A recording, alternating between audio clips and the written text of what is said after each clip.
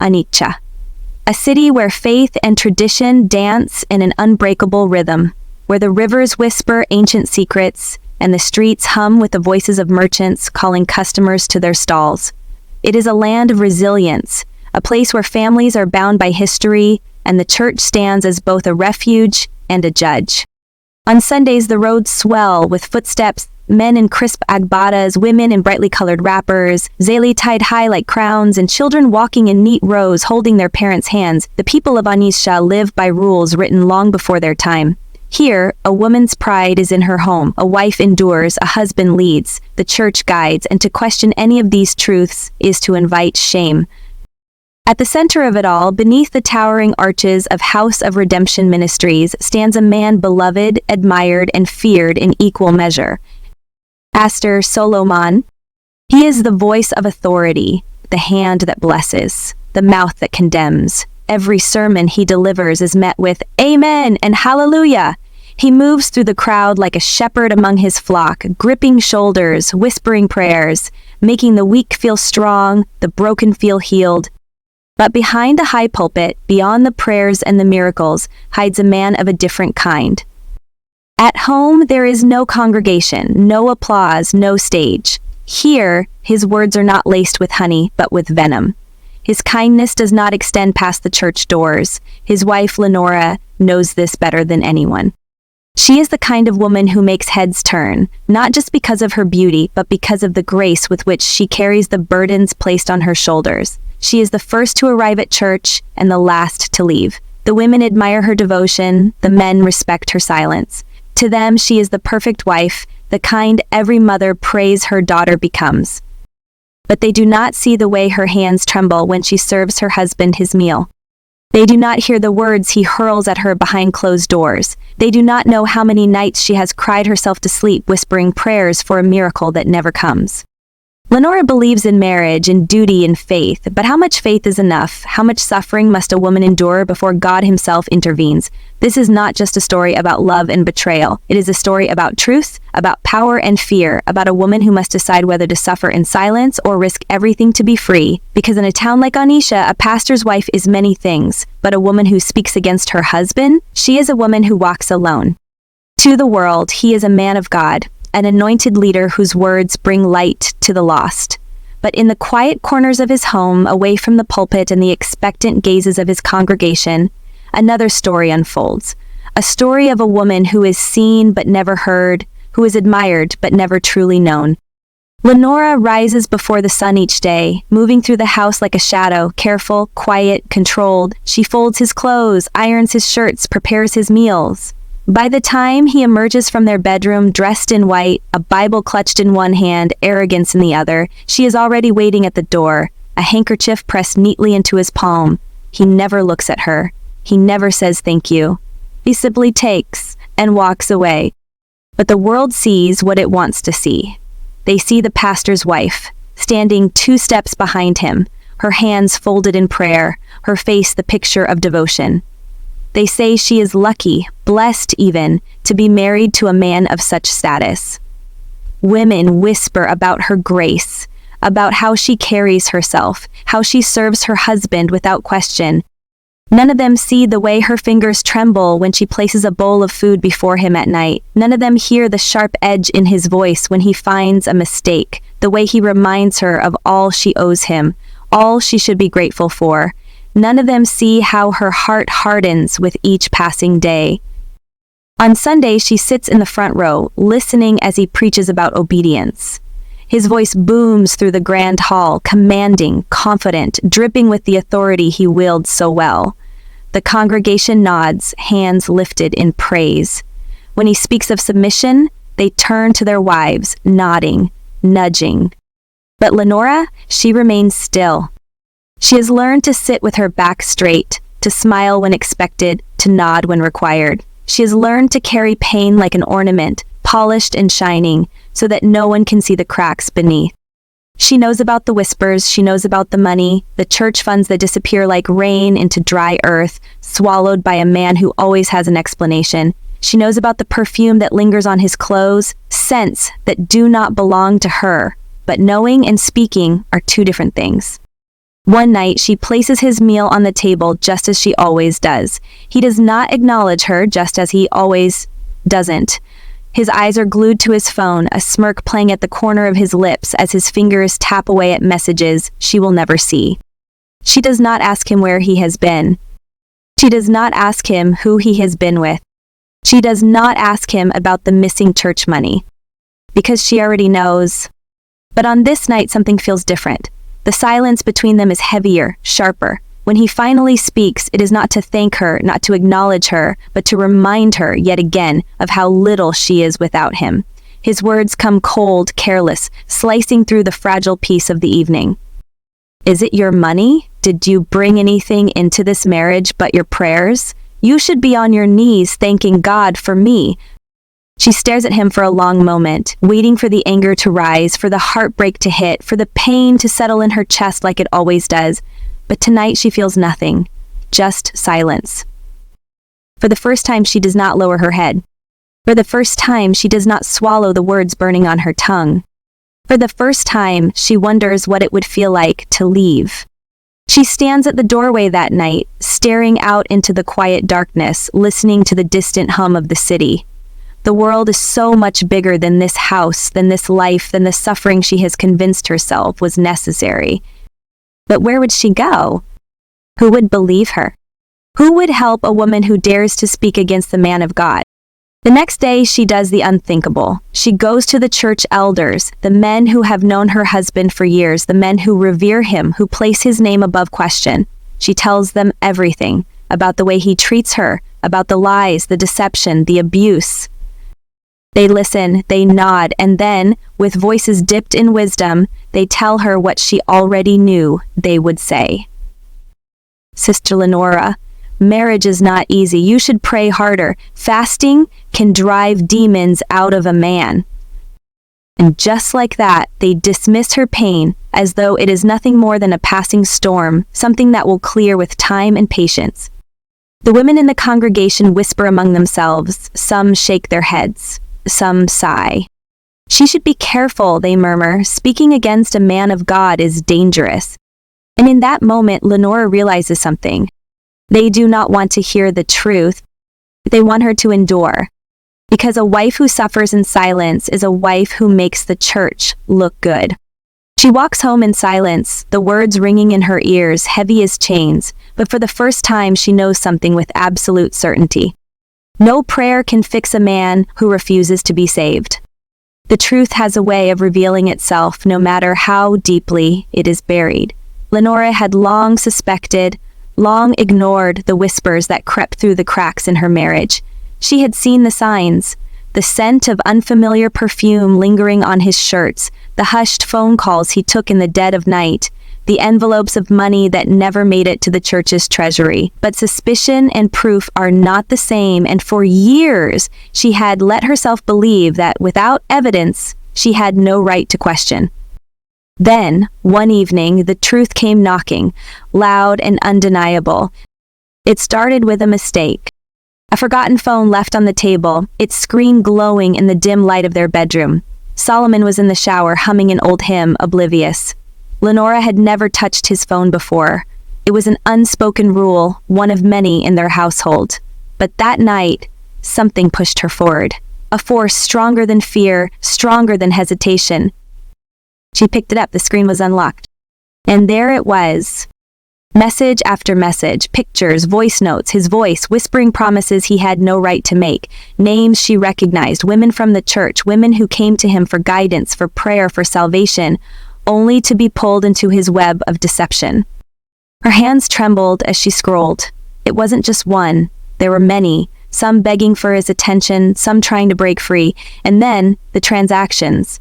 Money sent, money received, large amounts that had no explanation.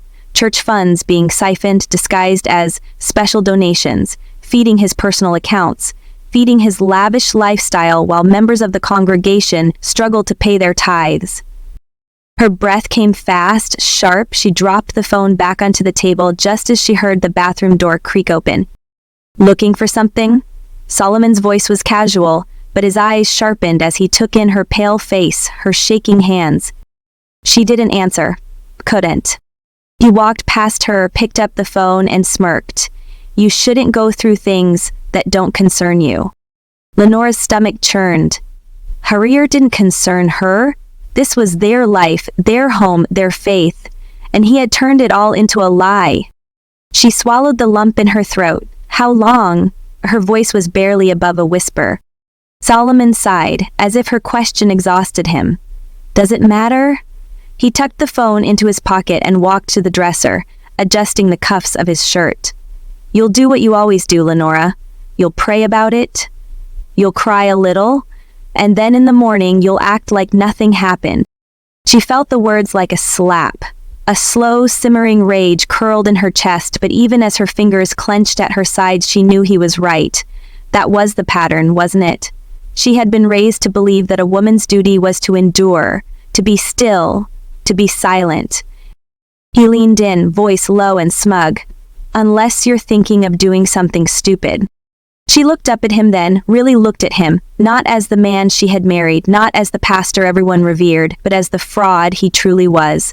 The facade he had so carefully built was crumbling, and for the first time she saw the fear behind his eyes, hidden beneath the arrogance.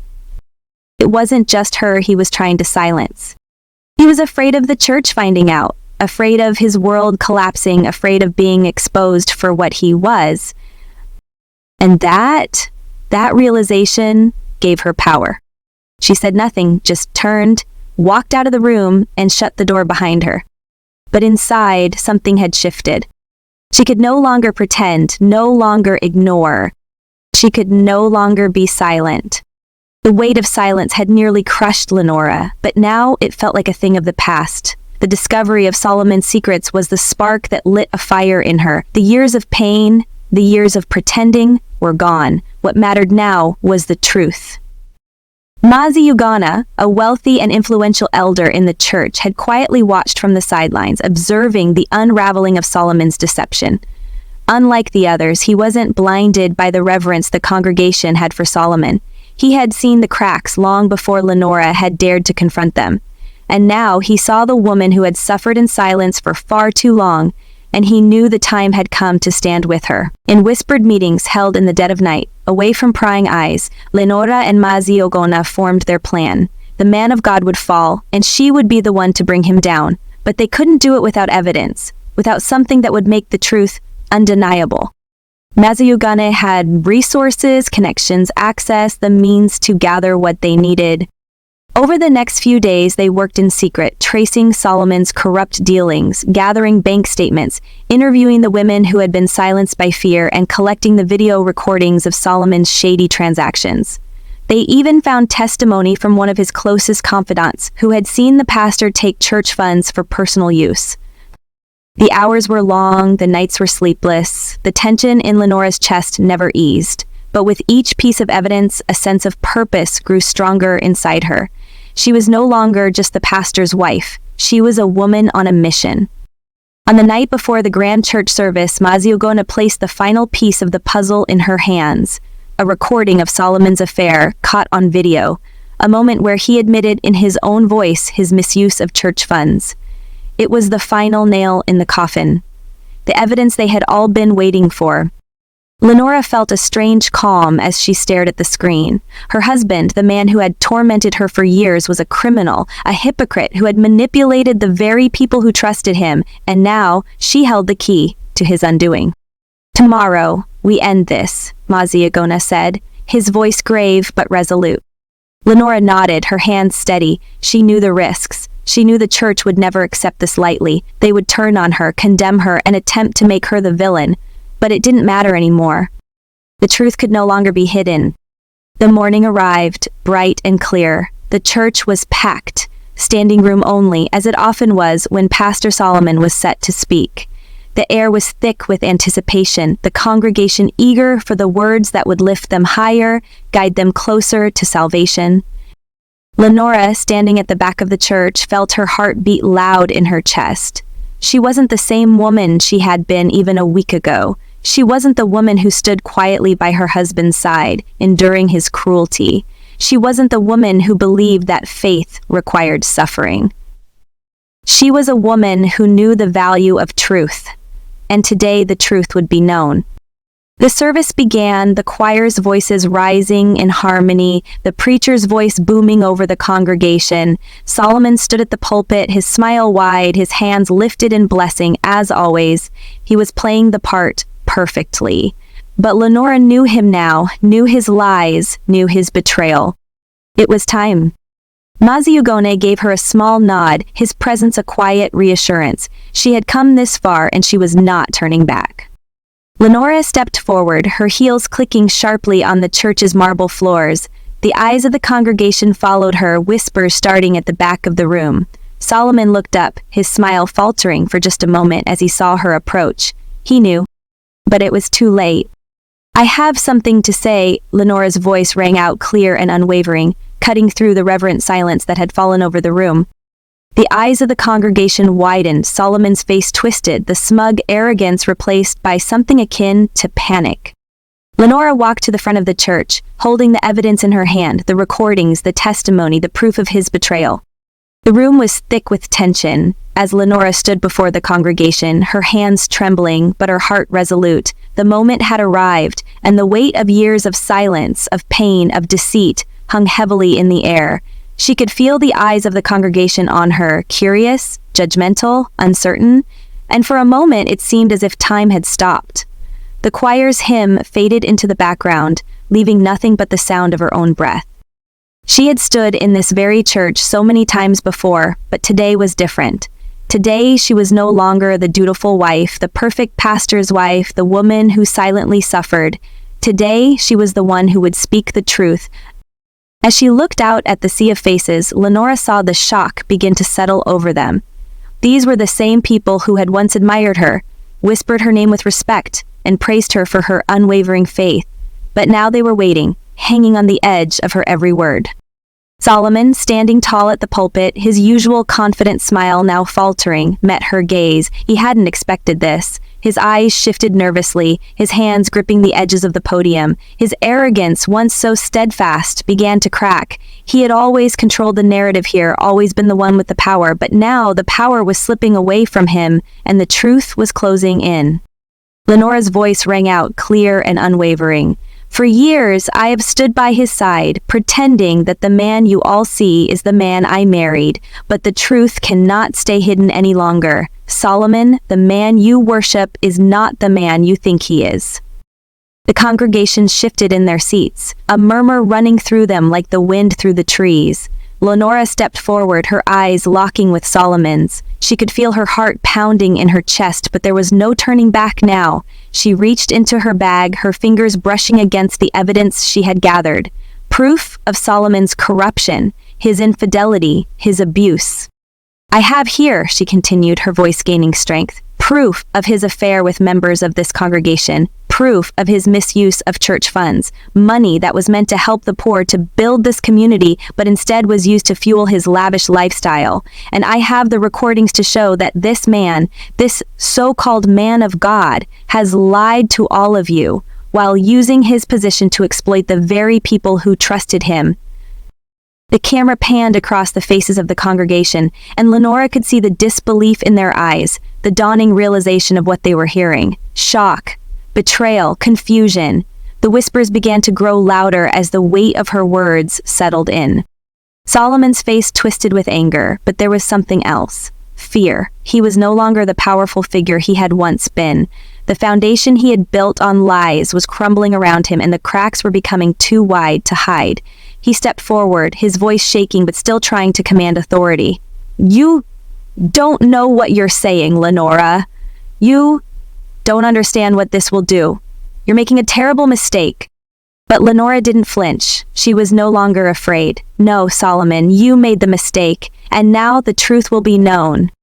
The tension in the room reached its peak as the congregation began to whisper in earnest, eyes darting from Lenora to Solomon.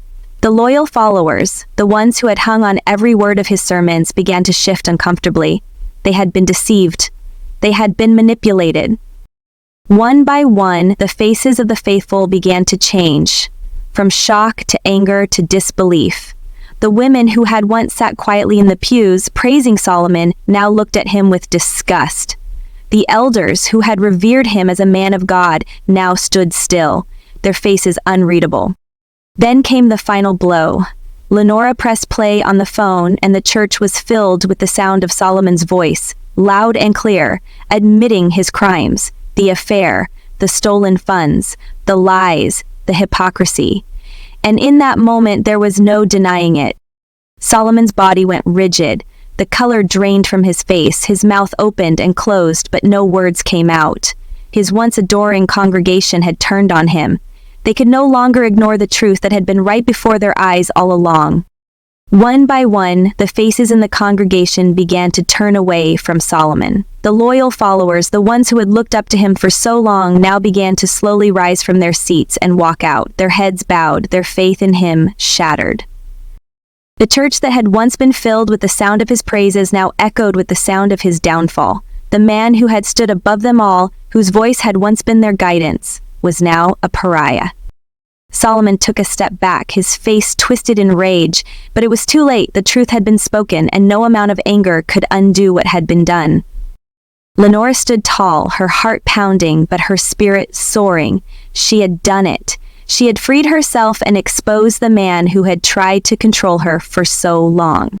The camera lingered on her face, proud, unshaken, as the last of Solomon's followers turned their backs on him. This was not just her victory, it was a victory for every person who had ever been silenced, for every truth that had been buried in the name of power and deceit.